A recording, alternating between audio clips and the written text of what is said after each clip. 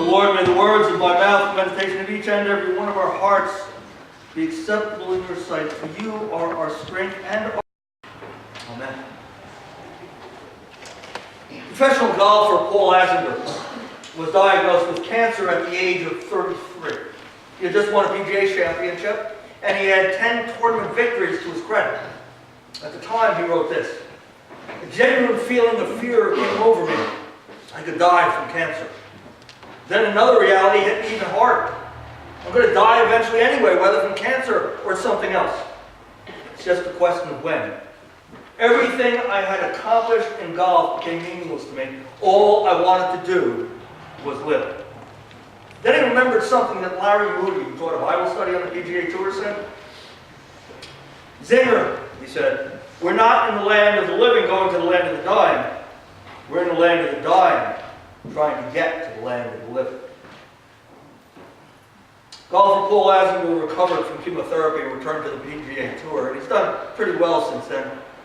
But that bout of cancer deepened his perspective.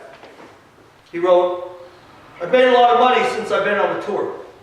And I've won a lot of tournaments. But that happiness is always temporary.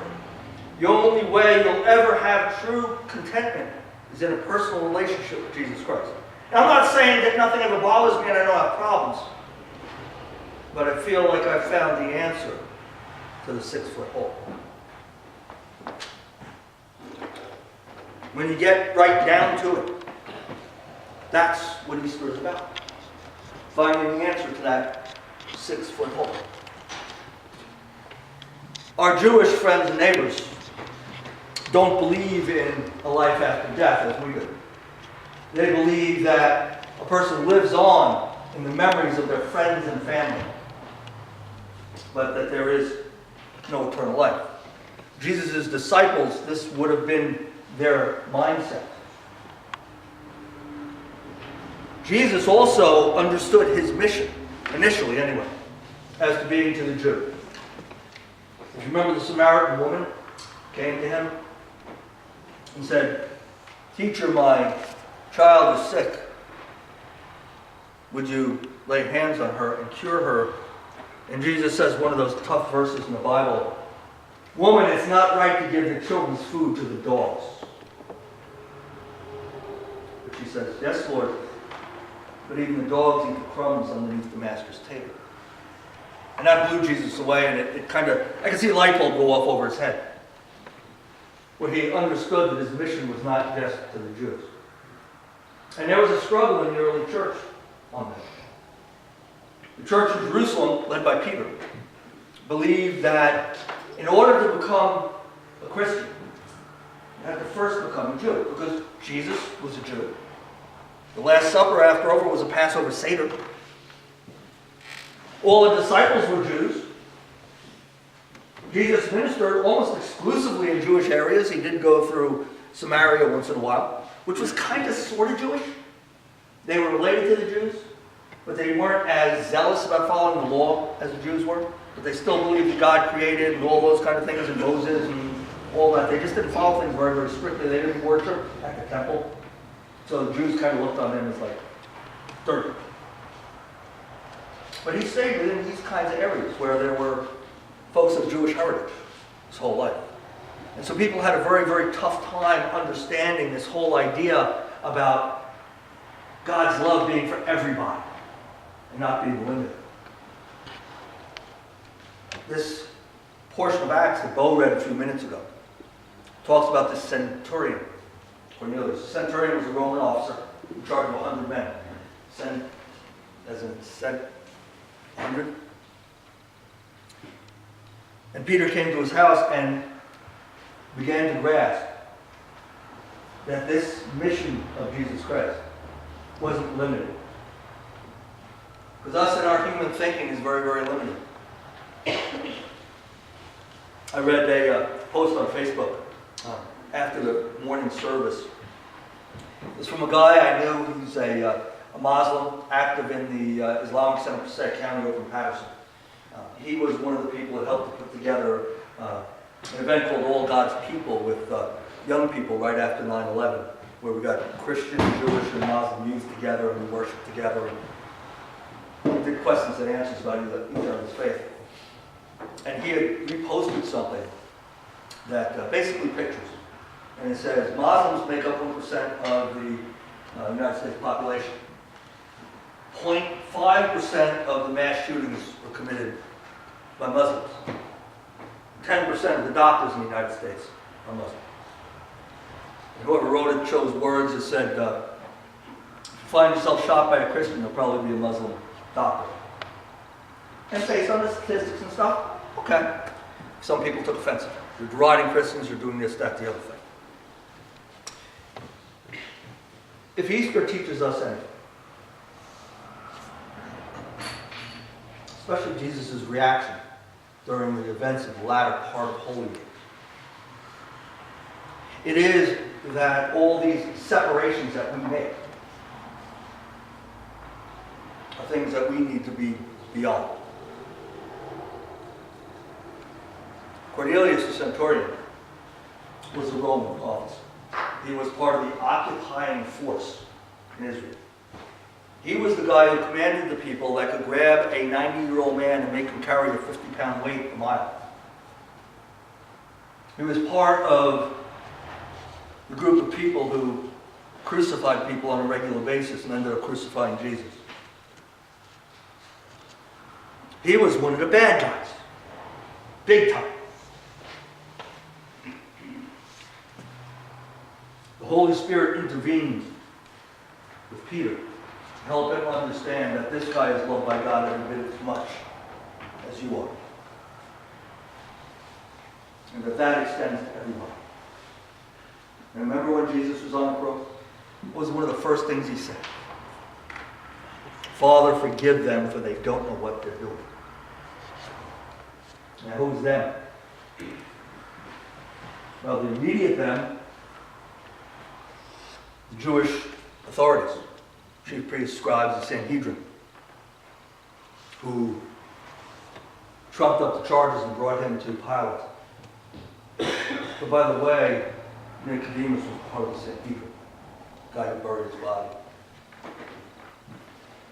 The Romans, who did the actual work of the crucifixion. And you and me, our sin, and to use a non-biblical word, the things that we do that are outside the will of God and disappointing, like separating ourselves from other people and saying, they are evil. Our sin made it necessary for Jesus to die on the cross. Father, forgive them, for they don't know what they're doing. Easter tells us that we are to rise above the feelings in our guts. That when those feelings of hatred or vengeance or any of the other things rise up, we are to call on God for strength to get past that stuff. Because that's not who we are supposed to be. It's not what we're about. It's not who Jesus Christ was.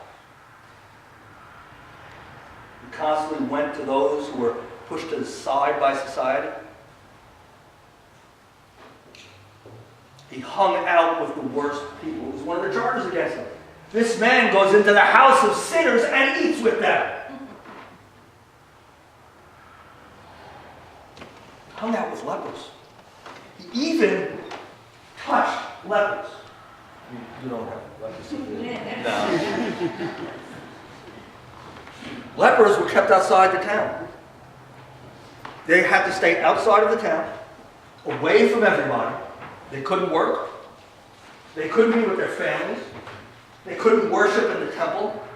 And if anybody even came near them, within like 20 feet, they had to yell out in a loud voice, "Unclean, unclean!" to make sure that somebody didn't accidentally bump up against them. You don't talk about somebody who's hurting. Imagine yourself in that place. Forget the pain of the disease itself. Imagine how that would make you feel.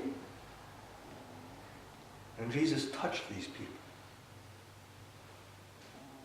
He always put others before himself. claim the name Christian. That's what we need to do. And the hard part, you look at people like me. It's easy to put people like me before myself, but what about those other people? People of other races or nationalities, or people from other countries or from other faiths. Harder to do that. Especially when you get a tiny fraction of a religion that does all kinds of horrible things, and then it tars the entire religion with that same idea. I'm talking about the Ku Klux Klan, right? Who claimed to be Christian.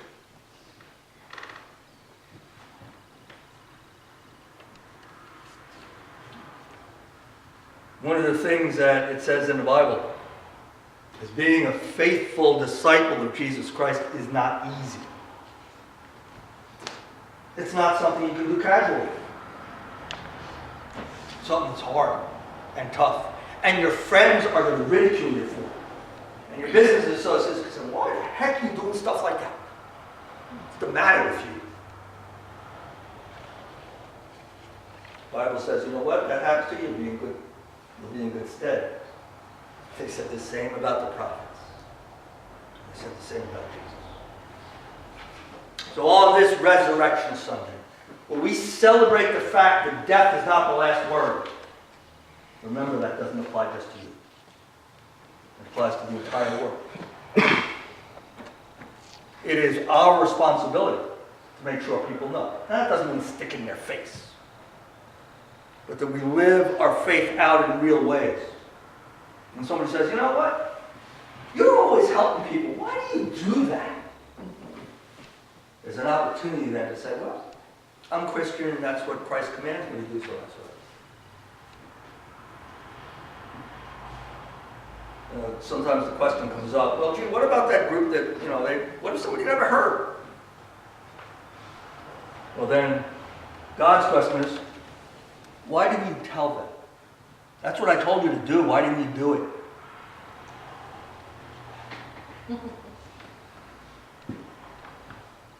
So go and be faithful.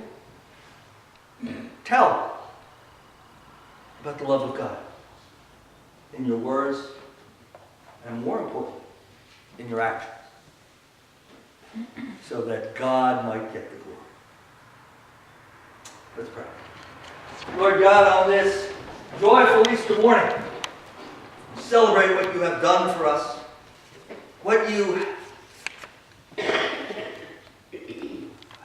the way you have just undone everything we thought we knew about.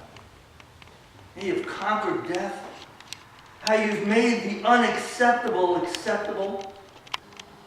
How you've challenged us to go outside of our comfort zones and to be bold for you. We ask you, Lord God, to continue to be with us. That when we get into situations where we have an opportunity to let people know what your presence means in our lives,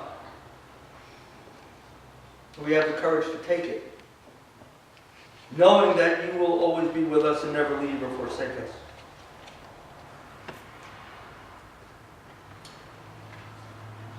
God, we get so worried about that sometimes. We get scared, we lose nerve. But we know that you will give us strength if we ask. So we're asking this morning. Help us to ask at the time that we need it, and to rely on you, that we might continue to be faithful disciples for the sake of Jesus Christ. And God, as we struggle with the temptations that are all around us, and we strive to live faithfully, our minds are turned to people who struggle with all different kinds of things. And so we raise their names before you, knowing that your love is sufficient for all.